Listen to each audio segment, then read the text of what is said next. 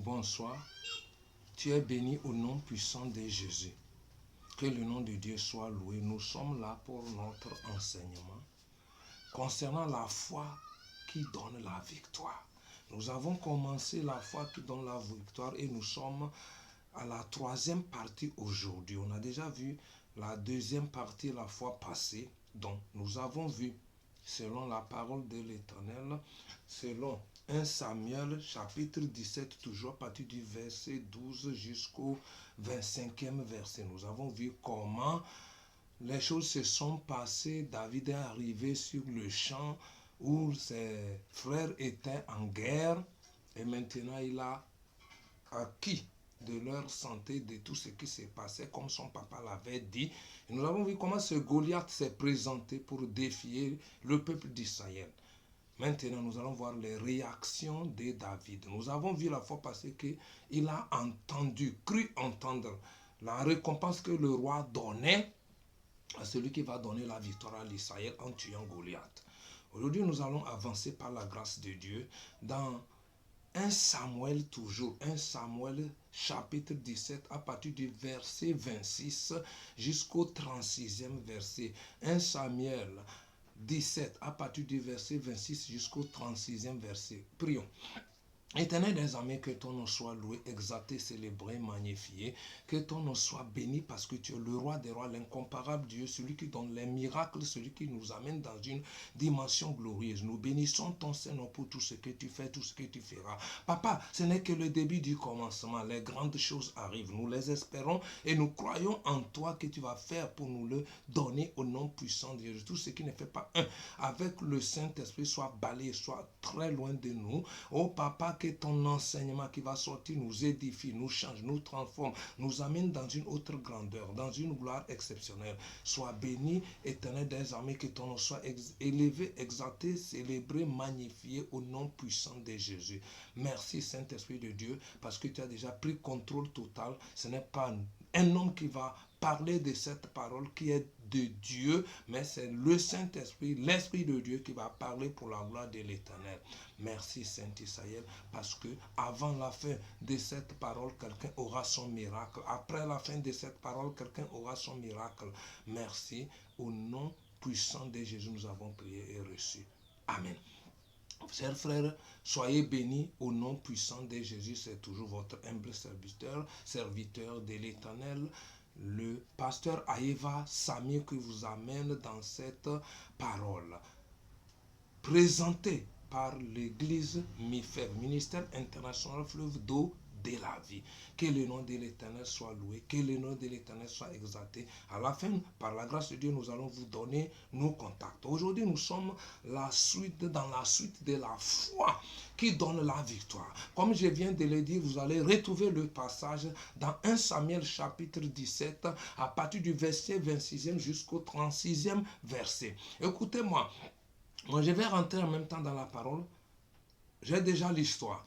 La Bible dit que David a commencé par se renseigner pour voir qu'est-ce que l'homme va donner à celui-là qui va tuer ce grand Goliath qui défie tout Israël et dont toute l'armée a peur. Toute l'armée tremble jusqu'au roi Saül, oint par Dieu, établi par Dieu. Quand on dit que quelqu'un est oint par Dieu, ça veut dire que la personne a été investie de l'autorité. La personne a été, oh Éternel des armées, bénis nos vies pour cette parole. Que cette parole donne la révélation à quelqu'un. Je sens dans mon esprit que cette parole va encore changer la vie de quelqu'un. Cette parole va amener encore quelqu'un dans une autre dimension. Je suis en train de sentir dans mon esprit que quelqu'un qui était dans le groupe va se relever. Quelqu'un qui est rempli de dettes tout à l'heure, l'Éternel est en train de m'inspirer, va sortir de ses dettes au nom de l'Éternel des armées, parce que cette parole va le ramener sur les dessus de l'eau où la personne est submergée. Je suis en train de voir quelqu'un qui est en train de sortir de tout problème quelconque. Je suis en train de voir quelqu'un en train d'être guéri parce qu'il avait perdu espoir. Mais quand il est en train d'écouter cette foi qui est en train de donner la victoire, il va avoir quoi? Une guérison instantanée. Sois béni. On continue la parole. La Bible dit que quand David a appris ça, il ne s'est pas arrêté. Il a commencé par se renseigner. Et on lui a dit que voilà comment Dieu va faire. Le roi, pardon, va faire à celui qui va sauver l'Israël des mains des Philistins en tuant Goliath. Et on lui a expliqué qu'ils sont toute sa famille sera affranchie de tous les taxes. Et on a dit encore que quoi? La personne aura la fille du roi. La Bible dit qu'au même moment que David était en train de se renseigner, son grand frère, le frère aîné Eliab, s'est hérité contre David. Il a commencé par le gronder en disant, petit insolent, petit quoi, il l'insultait à sa manière, et en lui disant, qui t'a mené ici, qui t'a appelé ici, tu étais en train de paître les brebis. Qu'est-ce que tu cherches sur le champ de bataille? Tu es mineur, tu es petit pour faire la guerre. Qu'est-ce que tu cherches dans la guerre? Écoutez-moi, peuple de Dieu. À l'heure actuelle où tu m'écoutes, tu n'es pas sans savoir que la loi dans le monde entier, pour être recruté comme militaire, comme armé, comme corps habillé, il faut avoir l'âge de 18 ans. La Bible dit que David n'avait pas 18 ans. C'est pourquoi son grand frère le grondait en disant qu'il aime faire les calomnies. C'est pourquoi il veut connaître de quoi il s'agit. Sinon, la guerre ne le concerne pas. Il est mineur. Qu'est-ce qu'il cherche dans la guerre? Petit insolent. Écoute-moi, tu auras ces genres de personnes. Quand tu vas mettre ta foi en pratique, écoute-moi bien, le grand frère de David est de l'Israël. Même père. Ça veut dire que quoi? Le grand frère de David est aussi un homme qui connaît Dieu, comme tout à l'heure. Quand tu vas mettre ta foi en pratique, les gens vont te dire, ne nous gênez pas, c'est toi seul qui es chrétien, c'est toi seul qui es chrétienne, nous on était chrétiens avec toi. Vous gênez les gens, vous exagérez. Il n'y a rien d'exagération quand il s'agit d'adorer Dieu, le vrai, le créateur du ciel et de la terre. Écoute-moi, David a commencé par sentir en lui une puissance, une force inestimable, parce qu'il dit, comment moi j'ai ce grand Dieu, comment j'ai cette puissance venant de l'Éternel des armées, et cet homme va insulter mon peuple jusqu'à insulter, oh mon Dieu. Ça veut dire que quand il se lève contre mon peuple, il ne considère pas le Dieu que nous adorons. David a eu en lui cette puissance, cette force qui est en train de régénérer sa vie, qui est en train de lui donner une nouvelle force. Il y a des gens, il peut être petit, il peut être comment, je ne sais pas comment te le dire, même plus âgé. Oh, il peut être nouveau, une nouvelle personne venue à l'église, mais tu vas voir que sa foi est différente de ceux qui étaient là avant lui, jusqu'aux membres du bureau de l'église. Tu vas voir les gens, leur foi dépasse les membres du bureau de l'église. Certains, leur foi dépasse même le pasteur de leur église. Ça ne veut rien dire que tu vas t'arrêter quand on va t'arrêter. Non, écoute-moi bien, ce n'est pas parce que ces gens te dépassent en âge, ce n'est pas parce que ces gens étaient chrétiens avant toi que quand on va freiner ta foi, tu vas accepter. Eliab, le grand frère aîné, c'est ce que la Bible dit, de David, a voulu stopper David. Ça veut dire qu'il est né avant David, mais David n'a pas accepté parce qu'il avait un grand Dieu en lui. Il sait en qui il a couru, il sait sur qui il compte. David a dit, je n'ai rien à faire avec toi. Je ne t'ai pas posé une question. Pourquoi tu m'interrompes? Pourquoi tu me freines? Et la Bible dit que David a passé outre. Il a ignoré son frère aîné. Il est parti encore se renseigner. Et on lui a dit, voilà ce qui se passe. Et David a dit, moi je vais aller le combattre. Moi David, je m'en fous dès que je suis mineur. Je m'en fous de ce que je n'ai pas l'âge. Je m'en fous de ma formation. Même si je n'ai pas fait la formation militaire. J'ai un grand Dieu en moi. Celui qui connaît la formation militaire.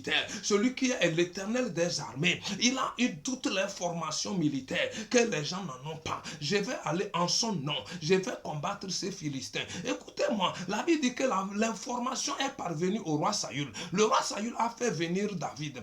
Le roi Saül supplie David parce que c'est un mineur. Pardon, il ne faut pas aller. Et si tu vas là-bas, cet homme va te tuer. Lui, il est guerrier depuis son enfance.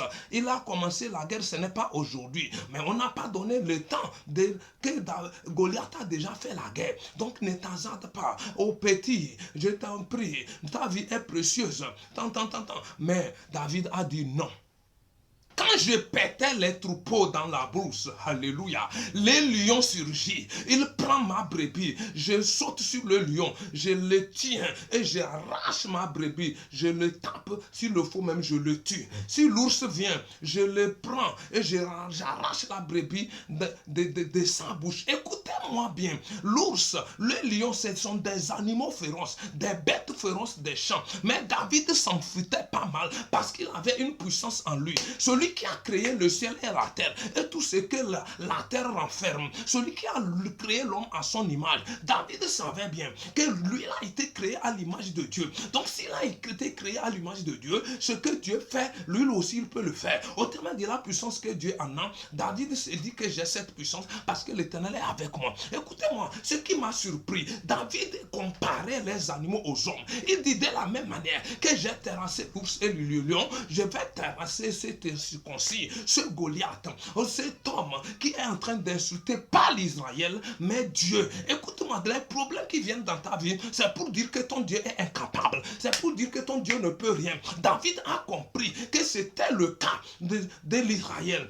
Les problèmes que Goliath menait, c'est pour dire que votre Dieu ne peut rien faire. Votre Dieu ne peut pas vous sauver. David a compris cela. Alors David dit que pour que Dieu opère, il a besoin de moi l'homme. Pour que Dieu agisse, il a besoin de moi l'homme. Parce qu'il est spirituel. C'est moi l'homme qui doit prendre les choses dans le spirituel pour amener dans le physique. Donc cette victoire, je m'en fous de la taille de Goliath. Je m'en fous de la forme de Goliath. Je m'en fous de qui il est. Il peut être guerrier depuis le ventre de sa maman, ce n'est pas mon problème. Je m'en fous je n'ai pas été formé en tant que militaire, mais je sais une chose, alléluia. Je sais une chose, alléluia. Je sais une chose, alléluia. Celui qui m'a appelé, celui qui m'a donné vie, et je suis auprès de mes parents, lui va me donner la victoire. C'est lui qu'on appelle l'Éternel des armées. Je connais son point fort. Il est redoutable, il est puissant. S'il a pu faire le ciel et la terre et tout ce qui l'enferme.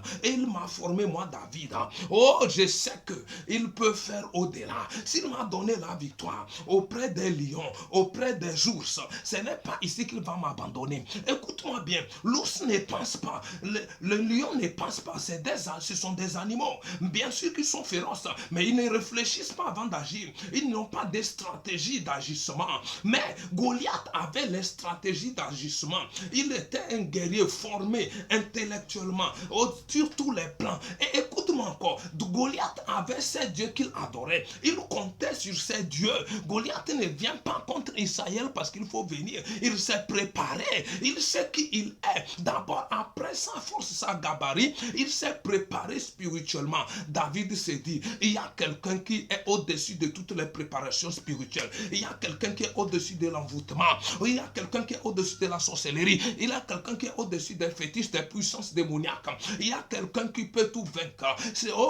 Et c'est l'Éternel des armées, le Dieu que j'adore. Et il dit, je vais aller combattre ces Philistins au nom de l'Éternel des armées. Roi Saül, oh, ne t'inquiète pas. Toute l'armée d'Israël, ne vous inquiétez pas. Moi, petit David, je suis petit devant vous, mais il y a quelqu'un en moi. Il est plus géant que vous. Il est plus géant que Goliath. Il dépasse 1 million de fois Goliath. C'est lui qu'on appelle l'Éternel des armées. Et laissez-moi aller affronter Goliath. Je sais que je vais le terrasser. Je sais que je vais le vaincre. Comme tout à l'heure, tu es en train de m'écouter et tu es en train de changer ta stratégie. Tu es en train de changer ta pensée. Au lieu que tu sois anéanti, au lieu que tu sois terrassé devant ce problème, devant cette dette, devant cette convocation, devant cette maladie, devant quoi que ce soit, devant ce célibat, devant je ne sais pas quoi, toute situation qui t'accable, tu dois te relever, tu dois compter sur l'Éternel des armées, le Tout-Puissant, le Roi des Rois. Oh, je bénis le nom de l'Éternel. Parce qu'au temps de David, Jésus n'est pas encore venu racheter le monde. Mais David a compris que sans Dieu, lui ne peut rien. Toi qui as maintenant Jésus, pourquoi tu as peur? Pourquoi tu recules devant les situations? À partir d'aujourd'hui, tu dois changer tout. Sois béni, sois béni, sois béni, sois béni. Si tu changes tout, tu auras la victoire pour la gloire de Dieu et la gloire reviendra à l'Éternel.